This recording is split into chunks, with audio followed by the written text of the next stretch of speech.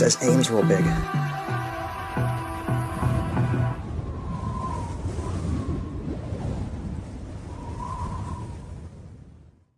Hi y'all, welcome back to my channel and welcome to a new video here. This train video takes place in a new location for me.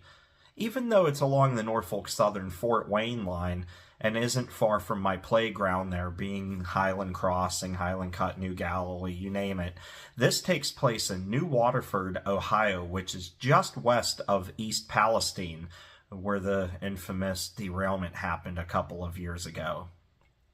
Anyway, I was joined with my good friend Jake Deal as we caught several trains together there over the course of a few hours while we were waiting for the coup de grace to come through later in the day, which you'll see in the next video as we would chase after it in numerous places. Anyway, in this one, it was a day of manifests and meetups. We had a couple of meetups with trains. They were delayed in a way, but lots of manifests, which was a nice change because a lot of the times, the trains I film out there are intermodals, and let's face it, I kind of get tired of filming intermodal container shows, as I said once in one of my Galitzin videos. But this was an awesome day. It didn't start off very awesome, though, and by that I mean we started off with a delayed meetup at New Waterford. By that I mean we had a westbound auto rack train come through with a solo leader and one mid-DPU. The mid-DPU would meet with the head end of an eastbound intermodal coming through right as the sky started to open up and rain pretty badly. Now, for me, weather doesn't bother me so much. You may have seen my other videos where I filmed them when it's 12 below zero outside and I'm filming a train and it's like 2:43 in the morning in West Pittsburgh, or East Pittsburgh rather, up near Newcastle. And other videos that I filmed in the brutal cold and rain and storms. But anyway, I stuck with it as long as I possibly could. The rain got so intense that I had to wrap up and get into the car.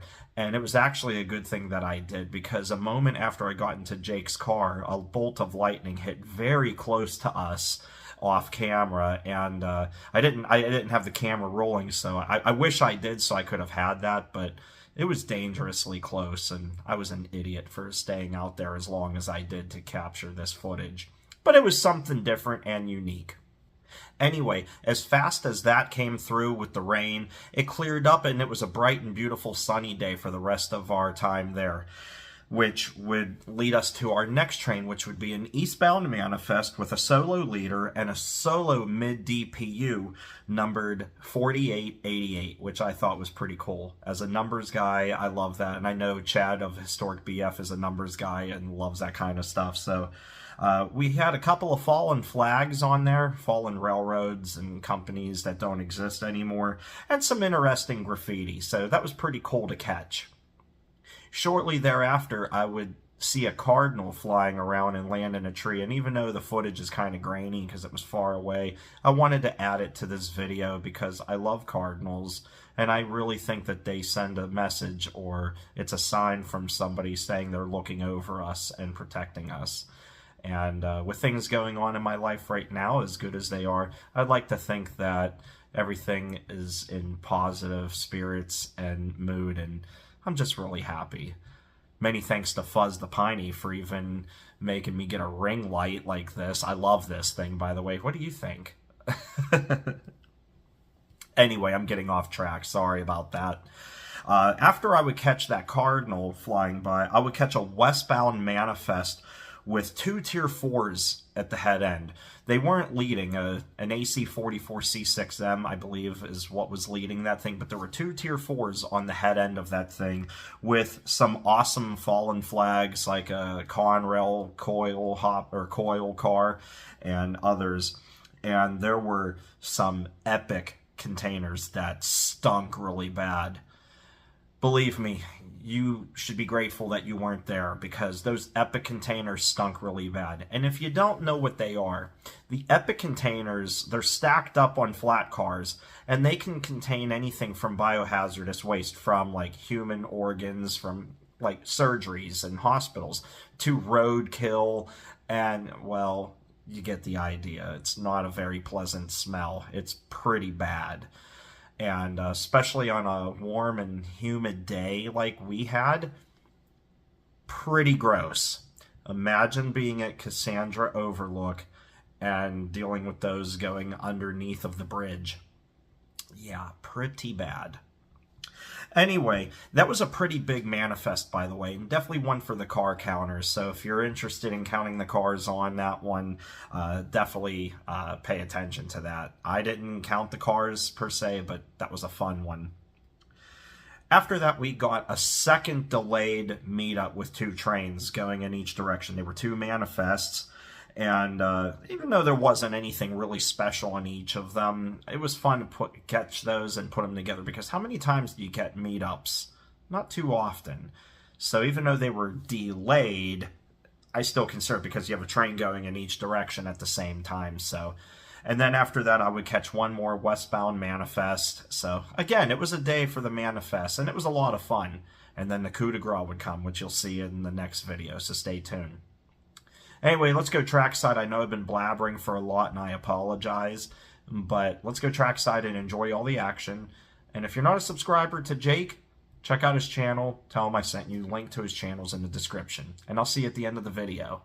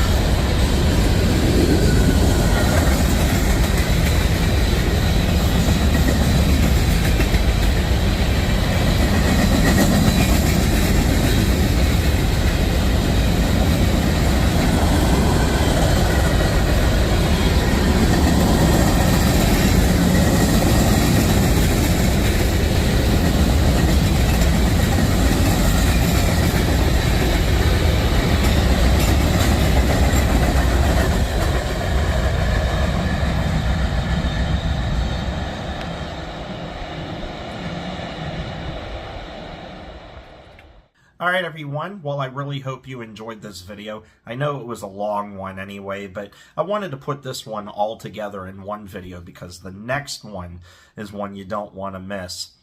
On the Norfolk Southern Fort Wayne line, Norfolk Southern engines have to lead every train. That is, of course, when foreign power has cab signaling in it. We're in cab signal country here. They can't necessarily always rely on PTC, so it's old school with cab signaling, which the Norfolk Southern engines still have. So that's why you'll always see a Norfolk Southern engine leader on these trains in this area especially. However, once in a blue moon, and we got one once before on this channel, a CSX leader will come through. We caught one last year, my friend Chad and I of Historic BF, he and I caught one with Union Pacific Power, and wouldn't you know it, that's exactly what would happen on this train coming up. No Norfolk Southern Power on it whatsoever. The CSX leader had cab signaling and was allowed to lead. And it was really cool because the two engines that lead were both SD70Ms, the flared Ms, or flared Max anyway. I gotta look at the details. I'm not so good on the engine specs like some people are, forgive me. But anyway, stay tuned for that. You're not gonna want to miss it. Oh, and that train also had a CSX DPU on the rear facing westbound, so definitely one you want to catch. Everybody came out to catch that one, so stay tuned. Anyway, I'm going to wrap up this video. I thank you all for watching.